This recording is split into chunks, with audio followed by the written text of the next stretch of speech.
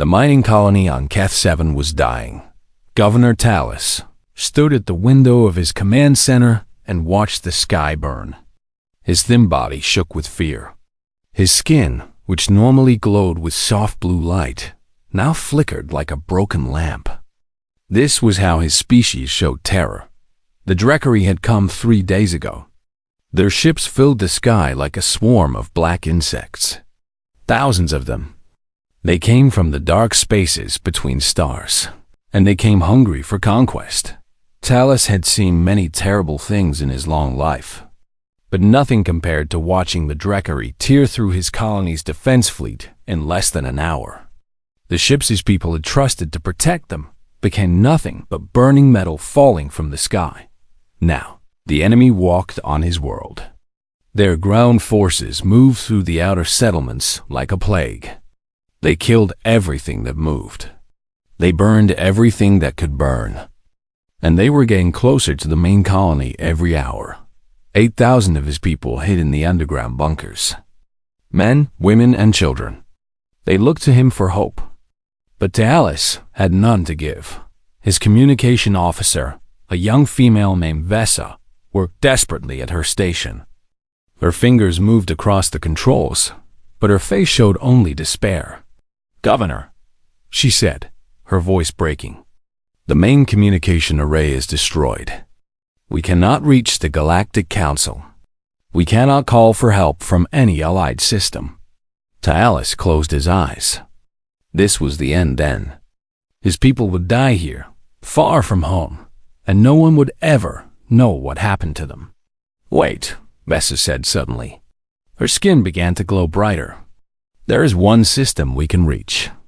The emergency beacon still works. But what?" Vesa turned to look at him. "The only system in range is Sol 3, Earth, the human homeworld." A cold silence fell over the command center. Everyone stopped what they were doing. Even the sounds of distant explosions seemed to fade. Humans. Tallis knew what the Galactic Council said about humans. Every species in the galaxy knew. They were classified as persistence predators. Their ancestors had hunted prey not by being faster or stronger, but by following it without rest. They would chase an animal for days, never stopping, never sleeping, until their target simply collapsed from exhaustion. This trait had followed them into space. Humans did not give up. They did not surrender. They did not know when they were beaten, but that was not what made people afraid of them. The council whispered about something else, something darker. They spoke of a special group within the human military, soldiers who had been broken by war and rebuilt into something terrible. Warriors who volunteered for missions that no one should survive. And somehow, they always came back. They were called many names across the galaxy. The Reapers. The persistent ones. Death's own children. Tallis had never believed these stories. He thought they were just tales meant to scare young beings. Humans were a small species from a small world. How dangerous could they really be? But now, with the Drekari closing in and his people dying, he was willing to believe in anything. "Activate the beacon," he said. Vesa hesitated. "Governor, the emergency frequency we can reach. It is not a normal military channel. The records say it is reserved for extreme situations only. It connects directly to... I do not care what it connects to. Send the signal." Vesa nodded slowly. Her fingers moved across the console. The emergency beacon came to life with a soft hum. A message was composed quickly. "Colony under attack. 8,000 civilians. Enemy forces overwhelming. Please help." The signal shot into space at the speed of light. It traveled through the cold void, past dead worlds and dying stars, until it reached a small blue planet orbiting a yellow sun. On Earth, in a building with no windows and no name, a computer received the message. An alarm began to sound. Within seconds, 12 people were reading the distress call. Within minutes, they were preparing to launch. Tallis did not know this. He could only stand at his window and watch his world burn. He did not know if anyone would answer. He did not know if help would come in time, but somewhere in his heart, a small spark of hope remained alive. The Drekari continued their advance. Their warriors marched through the streets of the outer settlements, their hard shells clicking against the ground. They felt no fear. They had conquered 100 worlds. This small colony would fall like all the others. Their swarm queen watched from her command carrier in orbit. She was pleased. Everything was going according to plan. In 2 more days, the colony would be theirs. The resources would be stripped. The survivors would be processed. She did not notice the small signal that had escaped into space. Even if she had, she would not have worried. No help could arrive in time. No force in this sector could challenge her swarm. She was wrong. 40-8 hours later, a small ship dropped out of hyperspace at the edge of the system. It was not impressive. It carried no massive weapons. It flew no military flags. The Drekari sensors almost ignored it completely. It looked like debris. It looked like nothing. But inside that ship sat 12 humans. They had received the distress call. They had traveled across the stars. And they had come to do what they did best. They had come to hunt. Commander Park Ji-won looked at the tactical display. She saw the enemy numbers. She saw the burning colony. She saw 8,000 innocent lives hanging by a thread. 12 against 12,000, said Lieutenant Kang Yuna from behind her. Ji-won allowed herself a small smile. Then, it is almost a fair fight. The ship began its descent toward the planet below. The Reapers were here, and the Drekari had no idea what was coming for them. The ship moved silently through the clouds. Inside, 12 humans prepared for war. Commander Park Ji-won sat in the center seat and studied the enemy positions on her screen. Her face was calm. Her eyes were cold. At 43 years old, she had seen more death than most people could imagine. Scars crossed her face like a map of old battles. Medical technology could have removed them easily. She chose to keep them. Each scar was a reminder. Each scar was a promise she had made to someone who did not survive. Around her, the rest of the team checked their weapons and equipment. They moved with quiet efficiency. No one spoke unless they had to. They had worked together for years. Words were not necessary. Sergeant Lee Do-hyun sat at the intelligence station. His fingers danced across the holographic display, pulling information from enemy communications and satellite data. He was 35, thin, with glasses that seemed out of place on a soldier. But his mind was sharper than any blade. He could find patterns in chaos. He could see weakness where others saw only strength. "Commander," he said, "I have the full picture now. Ground forces number approximately 12,000. They are spread across the colony in 3 main groups. Aerial support consists of 200 light attack craft. 1 command carrier remains in low orbit. The civilians? 8,000 in the main bunker complex. Another 300 scattered in the outer areas. Some are hiding. Some are trapped." Lieutenant Kang Yuna stood near the weapons rack, loading her rifle. She was the youngest of the team at 26. Her face still held some softness, some youth. But her eyes were old. She had seen too much too young. She had lost too many friends. "So we are outnumbered 1,000 to 1, she said. "That sounds like a normal Tuesday for us." No one laughed. It was not a joke. Master Sergeant Cho Hai-jin worked quietly in the corner, arranging her explosives with careful precision. She was 40 years old, small and soft-spoken. People often mistook her gentleness for weakness. This was a fatal mistake. Hai-jin was the team's demolitions expert. She understood destruction the way an artist understood paint. She could bring down a building with a single charge placed in exactly the right spot. She could turn a city into a tomb with nothing but patience and mathematics. What about the enemy command structure? Jae-won asked. Daeun pulled up a new display. The Directory use a hive mind system. Each warrior is connected to a central intelligence through some kind of mental link. It makes them fast and coordinated. They move as one, but it is also a weakness, Ji-won said. Yes, Commander. If we can disrupt the signal amplifiers that boost their connection, we can break the hive mind into pieces. Without coordination, they become confused, slow. Corporal Shin Tae-young looked up from his equipment. He was 32, broad and solid like a wall. His specialty was survival. 3 years ago, his entire unit had walked into a chemical weapons trap on Proxima 6. Everyone died except him. He held his breath for 4 minutes while fighting his way out. The doctors said it should have been impossible. Tae-young did not care about impossible. He only cared about living long enough to make the enemy pay. How many amplifiers? He asked. 6 main units spread around the occupied zone. Then we take them out first. Private First Class Beek Suman checked her prosthetic left arm. The metal gleamed under the ship's lights. She had lost the real one 2 years ago when a Krell warrior had taken it off at the elbow. She finished that mission with a rope tied around the stump and a knife in her remaining hand. They found her 3 days later, surrounded by dead enemies, calmly waiting for extraction. The doctors offered to grow her a new arm. She chose metal instead. Metal did not feel pain.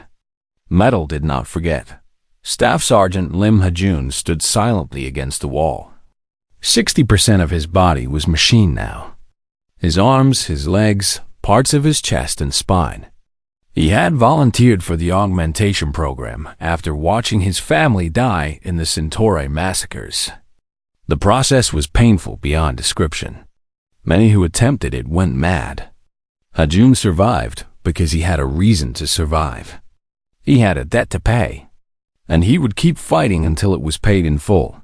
Corporal Han Yoonji sharpened one of her 12 knives. She carried no guns. She did not like them. Guns were loud and clumsy and impersonal. Knives required you to be close. Knives required you to look your enemy in the eye. She was 29, beautiful in a way that seemed wrong for someone so deadly. Her hatred for the Directory burned like cold fire. They had destroyed her homeworld when she was a child. She remembered everything. She forgave nothing. Sergeant Oh-min-jae meditated quietly in his seat. Before the war, he had been a competitive freediver.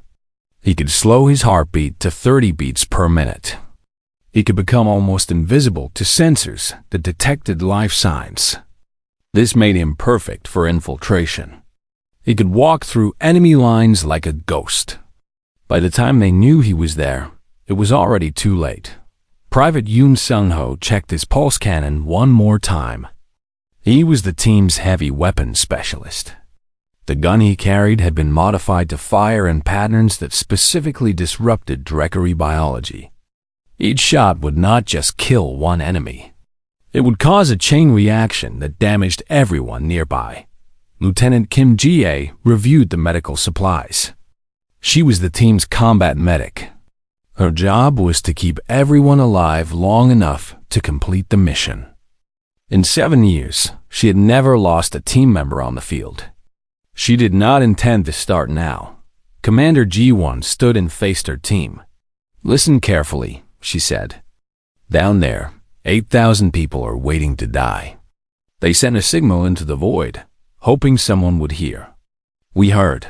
We answered. That is what we do. She paused, letting her words sink in. The Directory believe they have already won. They believe that numbers are everything. They believe that we are just 12 humans with guns and knives and nothing else. A cold smile crossed her face. They are about to learn why the galaxy fears us. The ship broke through the clouds. Below them, the colony burned. Above them, the enemy carrier waited like a dark moon. 12 humans against an army. The Reapers had arrived, and for the Dreckery, the nightmare was just beginning. The moon cast long shadows across the ruined colony. Smoke rose from burning buildings. The screams had stopped hours ago. Now there was only silence and the clicking sound of Dreckery warriors moving through the streets.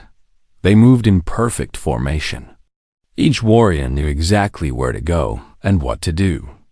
The hive mind connected them all, a web of shared thoughts that made them act as one creature with 10,000 bodies. This had made them unbeatable for centuries. No enemy could match their coordination. No army could outthink them. But tonight, something was different. Sergeant Minje crouched in the shadow of a collapsed building. His heartbeat had slowed to almost nothing. His breathing was so shallow that even the best sensors would miss him. Beside him, Corporal Han Yunji waited with a knife in each hand. Her eyes tracked the Dreckery patrol passing 20 meters away. They were hunting the first signal amplifier. Minje had studied the maps for hours. The amplifiers were placed at key points around the colony, each one boosting the hive mind connection for warriors in that area. Destroy the amplifiers, and the Dreckery would lose their greatest advantage. The patrol passed. Yunji nodded. They moved. Humans were not fast like the Krell or strong like the Thorin. But they were quiet. They had evolved as hunters on a world full of creatures with sharp ears and keen eyes. They had learned to move without sound, to strike without warning, to disappear before anyone knew they were there. Minje and Yunji crossed the open ground like shadows. The Dreckery guards at the amplifier station never saw them coming. Unji killed the first one before he could make a sound. Her knife slid between the plates of his armor and found the soft flesh beneath. The second guard turned, clicking an alarm, but Minje was already there. His hands found the weak points in the Dreckery neck. A quick twist, and it was over. They placed the explosive charge on the amplifier.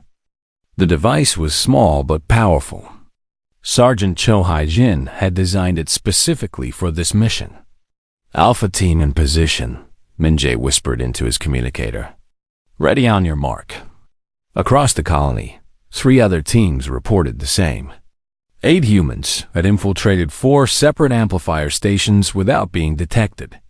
The Dreckery, for all their hive mind coordination, had not noticed a thing. Commander Ji-won listened to the reports from her position near the enemy command post. Beside her, Lieutenant Kang Yuna and Corporal Shin Tae-young waited for the signal.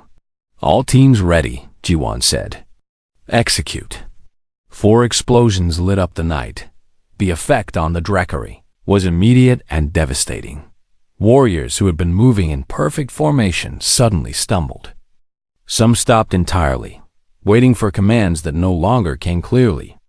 Others continued moving but in wrong directions, crashing into each other and into buildings.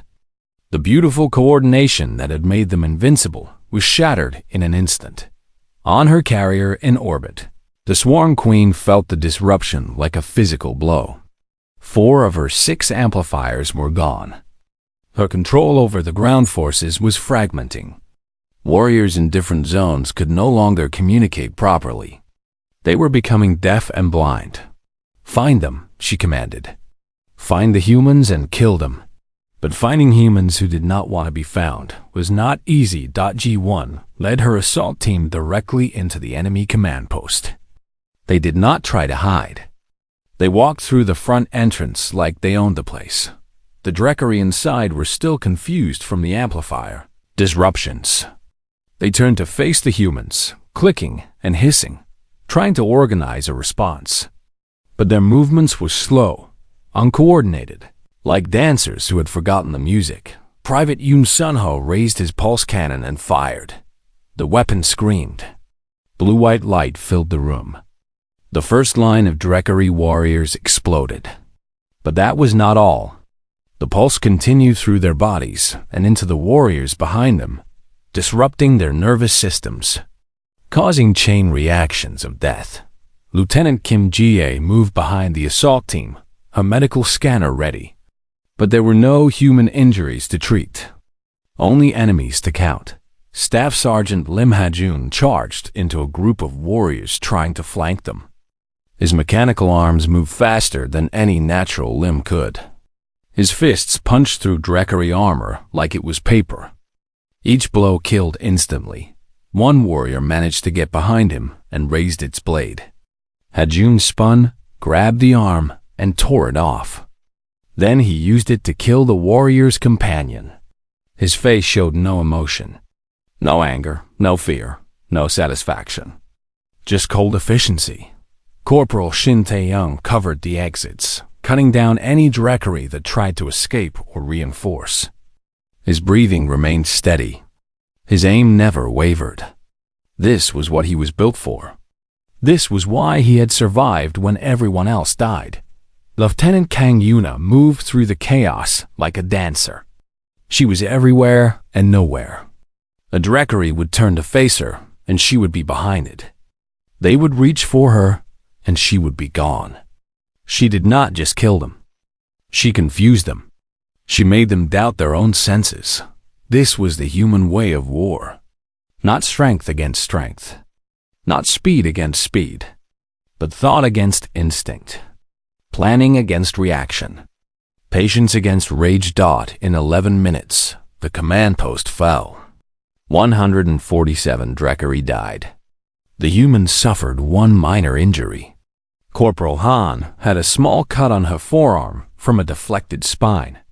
She wrapped it with a bandage and did not mention it again. Commander Ji-won looked at the bodies around her.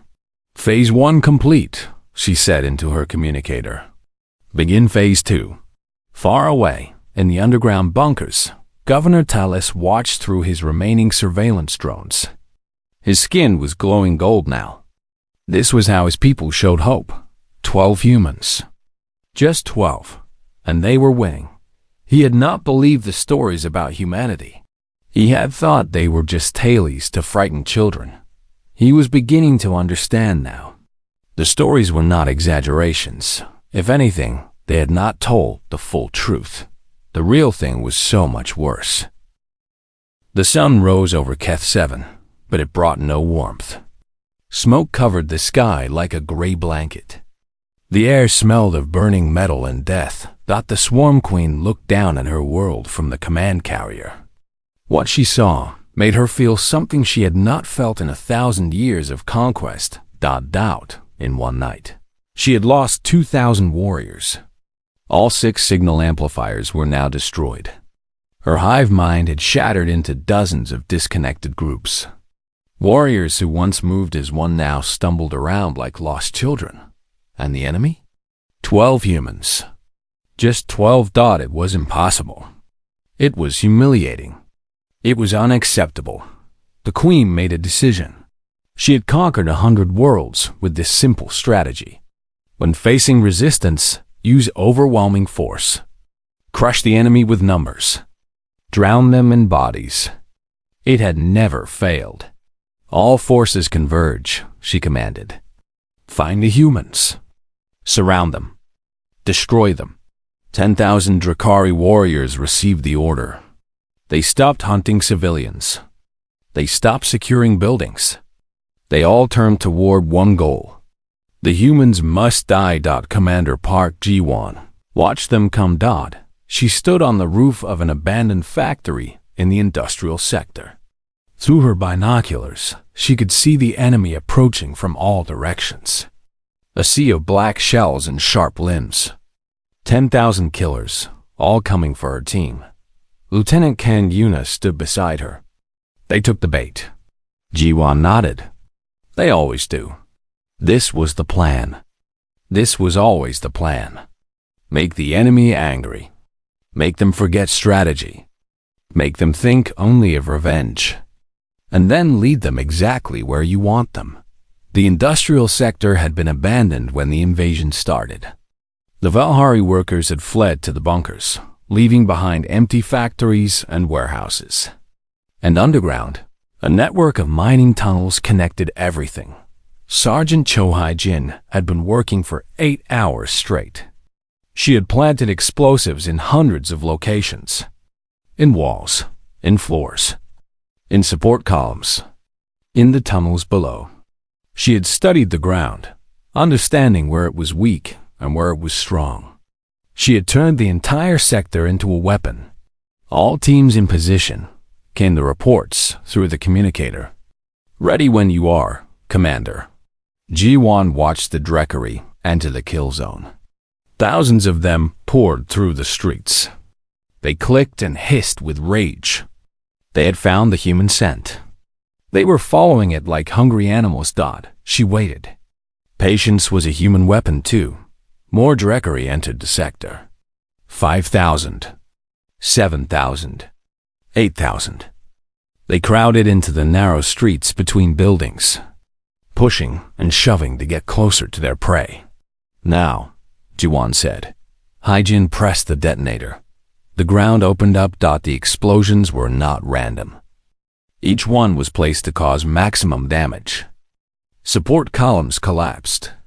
Buildings fell. And beneath the Dreckery, the mining tunnels gave way, creating massive sinkholes that swallowed thousands of warriors in seconds. 3,000 Dreckery fell into the earth. They crashed down into darkness, buried under tons of rock and metal. Another 2,000 were crushed by falling buildings. The lucky ones died quickly. The unlucky ones were trapped, broken, waiting for a death that would come slowly. The survivors found themselves in a nightmare. The streets they had marched through were now a maze of rubble and fire. The wide avenues had become narrow corridors. The open spaces had become death traps. And the humans were waiting. Private Yoon Sun-ho opened fire from a rooftop position. His pulse cannon sent waves of destruction through the packed enemy ranks. Every shot killed dozens. Staff Sergeant Lim Ha-jun dropped into a group of warriors from above. His metal fists broke shells and snapped limbs. He moved through them like a storm, leaving nothing but corpses behind. Private First Class Baek Suman activated the EMP generator in her prosthetic arm. Each pulse scrambled the Dreckery neural systems, freezing them in place for 3 precious seconds. 3 seconds was all she needed. A knife did the rest. Corporal Han Yoonji appeared from the smoke like a ghost. Her blades flashed. Warriors fell. Then she was gone, only to appear somewhere else and kill again. The Dreckery tried to fight back. They tried to organize. But without the hive mind, they could not coordinate. Groups would start to form a defensive position, only to be hit from behind by humans they never saw coming. Officers tried to give orders, but the orders never reached everyone. It was chaos. And in chaos, humans thrived. Lieutenant Kang Yuna found a group of 50 warriors trying to retreat. She followed them. She did not run. She walked, steady, patient, relentless. The Dreckery moved faster than her. They should have escaped easily. But every time they thought they were safe, she appeared behind them. Every time they stopped to rest, she was there. Every time they tried to hide, she found them. This was what her ancestors had done. They had followed animals across the plains of Earth, never stopping, never giving up, until the prey collapsed from exhaustion and terror. The Dreckery did not collapse. They did not get tired. But they felt something worse. They felt fear. One by one, she killed them. Not with speed or strength. With patience. With persistence. With the terrible certainty that no matter how fast they ran, she would always be there. By sunset, only 2,000 Dreckery remained. They had retreated to the central plaza, forming a tight circle around their remaining commanders. They did not try to attack anymore. They just waited, clicking nervously, staring out at the ruins that had become their tomb. The Reapers surrounded them.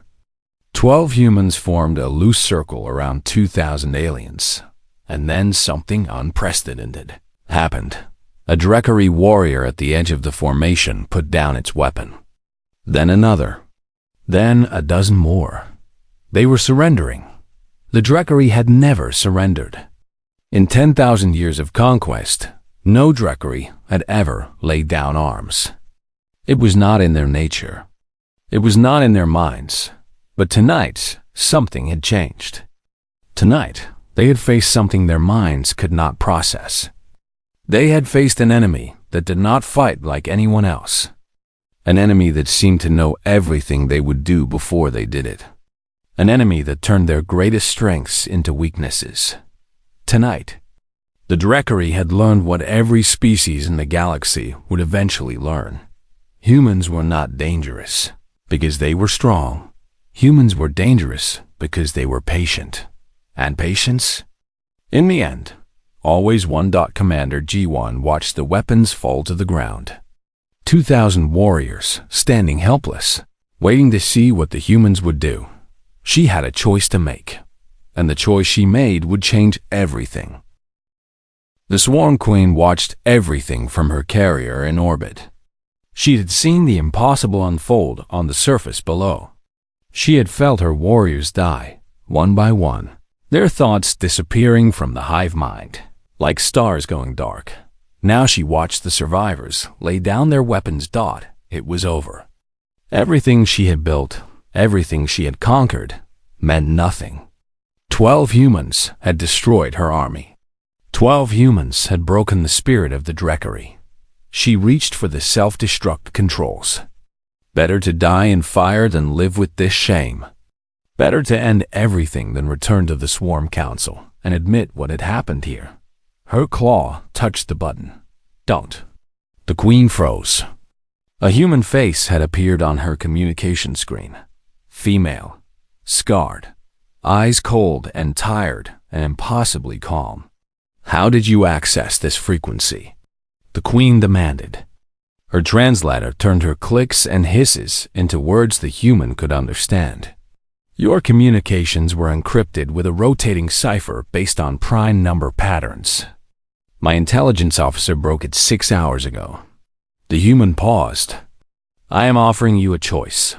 The Dreckery do not surrender. No, but you can retreat. The Queen stared at the screen. This made no sense. The human had won. Her forces were defeated. The survivors were helpless. Any rational enemy would demand unconditional surrender. Any rational enemy would want prisoners, or at least corpses. Explain, she said. The human leaned forward. Take your remaining forces. Leave this system. Go back to your Swarm Council and tell them what happened here. Tell them that this colony, these people, are now under human protection. Tell them what happens to anyone who ignores a distress call that we answer. You would let us live? After everything we have done? I would let you remember. The human's voice was quiet, almost gentle. Your species learns through shared memory. Every Dreckery connected to the hive mind will know what happened here. Every Dreckery in the galaxy will see through your eyes what humans can do. That is worth more to me than your deaths. The Queen was silent for a long moment. Her mind raced through possibilities, looking for the trap, the trick, the hidden weapon. Why? She finally asked. You could destroy us completely. Your tactical position is perfect. The human smiled. It was not a happy smile. It was the smile of someone who had seen too much and lost too much and kept going anyway. Because killing you would be easy, she said. And we stopped doing things the easy way a long time ago. The Queen looked at the self-destruct button. Then she looked at the screen. She made her choice. Transport ships descended from the carrier. One by one, they landed in the central plaza and collected the surviving warriors. The Dreckery walked past the human soldiers without making eye contact. They did not speak. They did not threaten. They simply left. 2 hours later, the last transport lifted off. The command carrier powered up its engines. Without another word, the Dreckery fleet jumped into hyperspace and disappeared. The humans watched them go. 3 days later, Governor Tallis stood at the edge of the landing pad as the Reapers prepared to leave. His skin glowed deep gold. Behind him, thousands of Velhari had gathered to see their saviors. "I do not know how to thank you," Tallis said. His voice shook with emotion. "You saved us. All of us." Commander Park Ji-won looked at him. Some of the coldness had left her eyes. She looked tired, human, real. "You sent a signal into the dark," she said. "You hoped someone would hear. We heard. Will you stay? We could use protectors like you." Ji-won shook her head. "We are not protectors. We are soldiers. And there are other signals. Other colonies calling for help." Tallis nodded slowly. "If we ever need you again, send the same signal. Someone will answer. That is what the frequency is for." She glanced at her team boarding the ship. "We protect those who cannot protect themselves. It is what we do." Sergeant Lee Do-yoon ran the final calculations as the ship prepared for launch. Enemy eliminated, 9,847. Civilians saved, 8,217. Human casualties, 0. Lieutenant Kang Yuna leaned back in her seat and closed her eyes. "Think the Drekari learned their lesson?" Commander Ji-won looked out the window at the recovering colony below. People were emerging from the bunkers. Children were playing in the streets. Life was beginning again. "The lesson was not for them," she said. "Then who?" "Everyone else who is listening." The ship rose through the atmosphere. Below them, the colony grew smaller, then disappeared behind clouds. Across the galaxy, news spread quickly. The Velhari told their neighbors. The neighbors told theirs. Traders carried the story from station to station. Diplomats whispered it in council chambers. The Drekari Swarm Council issued an official warning to all their forces. Sol 3 and its territories were to be avoided. Humans were not to be engaged. Under any circumstances, other species took note. Some were afraid. Some were curious. Some were relieved. But all of them understood the message. Humanity was small. Their fleet was modest. Their technology was nothing special. But when the signal came, when the desperate called for help, humanity answered. And when humanity decided to fight, they did not stop until they one dot in the empty spaces between stars. The distress frequency remained active. A single signal, waiting in the void. A promise to those who needed help. A warning to those who would hurt them. 1 year later, a small colony on the edge of known space came under attack by pirates. They had no military, no weapons, no hope. They found the old frequency in their emergency database. They did not know who would answer. They did not know if anyone was listening. They sent the signal anyway. 48 hours later, a small ship dropped out of hyperspace. Inside were 12 humans and the pirates, who had heard the stories but had not believed them, discovered that the stories were true. Every word. The galaxy was vast and full of dangers. Empires rose and fell. Species conquered and were conquered. It had always been this way. It would always be this way. But now there was something new. A small blue world orbiting a yellow sun. A species that did not conquer, did not demand tribute, did not seek power for its own sake. They only answered calls for help. And when they answered with everything they had. Commander Park Ji-won stood on the bridge of her ship, watching the stars. Another signal had come in. Another colony in danger. Another mission waiting. "Set course," she said. The ship jumped into hyperspace. And somewhere out there, in the dark between the stars, those who would hurt the innocent learned to listen. They learned to fear, because humanity's deadliest were always watching, and they would always come.